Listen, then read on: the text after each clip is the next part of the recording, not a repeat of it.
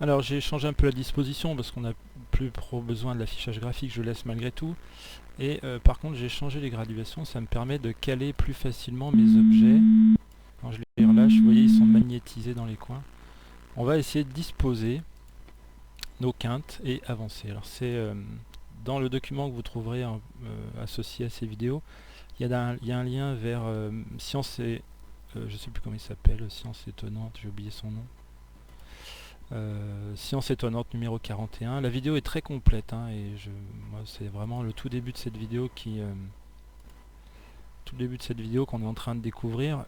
Lui il va très très vite hein, dans ses explications et ce qui m'intéresse c'est vraiment le début. Vous allez avoir un petit travail à faire justement autour de ça. Alors on va partir du La 440, je rappelle ce son, et on va essayer d'atteindre d'avancer comme ça de quinte en quinte, c'est-à-dire multiplier la fréquence par 1,5.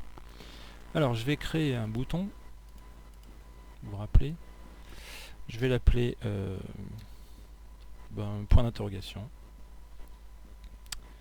Appelons-le note, non, ou appelons-le non 3 demi, 1,5 fois 3 demi. Voilà.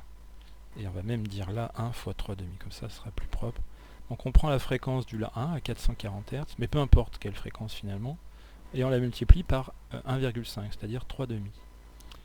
Et ici on va donc jouer le son, ah je l'ai plus, faut que j'aille chercher... Bon tant pis, je vais prendre celui-là et le bricoler. Ce son très bien. Jouer son... Copier. Voilà, donc je veux jouer un son ici que je veux maîtriser complètement. Donc je rappelle 30% de sinus. Et donc on va prendre 440 fois 3 demi fois pi fois x. Et je valide. Je le déplace.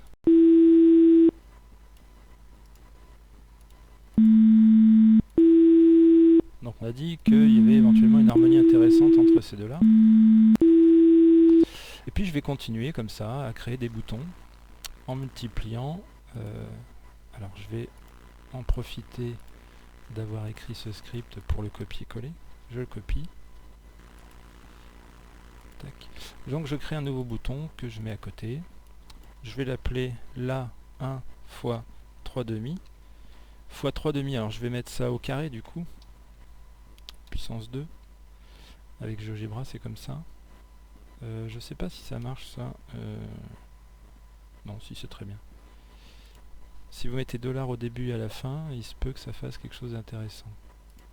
Et là je copie. Et par contre, dans GeoGebra, lui il comprend exposant 2. À la place de 3 demi, je mets au carré. Ah vous voyez, il le met au carré là, c'est pas mal. Alors, par contre, il est un peu plus gros.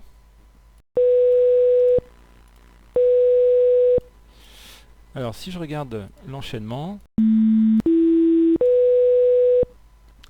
le problème c'est qu'il est plus aigu que le La2.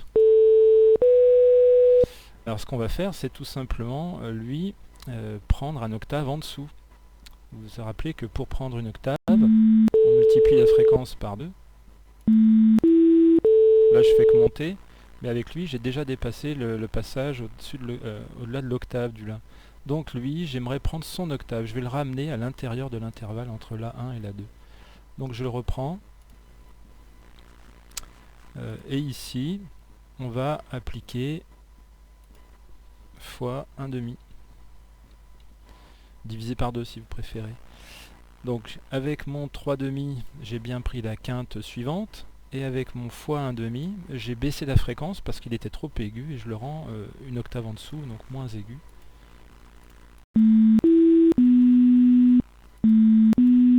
Donc là, vous voyez qu'en fait il se trouve entre le La1 et la quinte. La seconde quinte ramenée à l'octave.